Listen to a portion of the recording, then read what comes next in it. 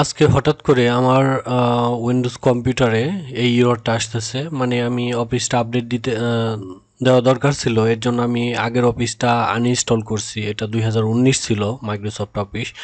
তো আমি ভাবলাম অফিস 365 আপডেট করব, তো আনইনস্টল করছি। আনইনস্টল করার পর এখন নতুন করে আর ইনস্টল করতে পারতেছি না, এই এররটা দিচ্ছে। তো চলেন এটা দেখি কিভাবে সমাধান করা যায়। প্রথমে আপনি আপনার উইন্ডোজ কম্পিউটারে উইন্ডোজ প্লাস আর একসাথে চাপবেন।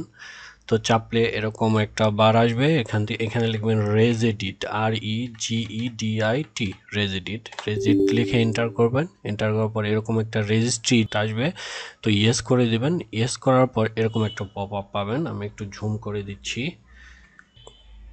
তারপরে এখানে দেখেন কম্পিউটার আন্ডারে আপনি পাবেন হলো, আমাকে এই জিনিসগুলো ওপেন করতে হবে। আমি একটু এদিকে রেখে নিচ্ছি। প্রথমে কম্পিউটার, তারপরে এইচকে লোকাল মেশিন। তো আমি এইচকে লোকাল মেশিনে যাচ্ছি। মেশিনে যাওয়ার পর তারপরে যাইতে হবে হলো সফটওয়্যার পলিসিস।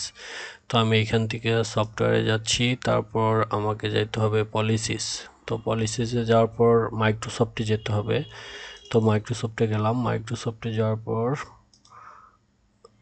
অফিসে যেতে হবে। দেখেন অফিস, তারপর যেতে হবে 16.0, তারপর এখানে 16.0 পরে যেতে হবে হলো কমন। তো কমনে যাওয়ার পর অফিস আপডেট, এটা ডিলিট করে দিতে হবে। তো দেখেন আমি অফিস আপডেট এটা ডিলিট করে দিচ্ছি। তো ডিলিট করে ইয়েস দিচ্ছি। তো এই কাজটা করার পর আপনার কম্পিউটারটা একবার রিস্টার্ট করতে হবে।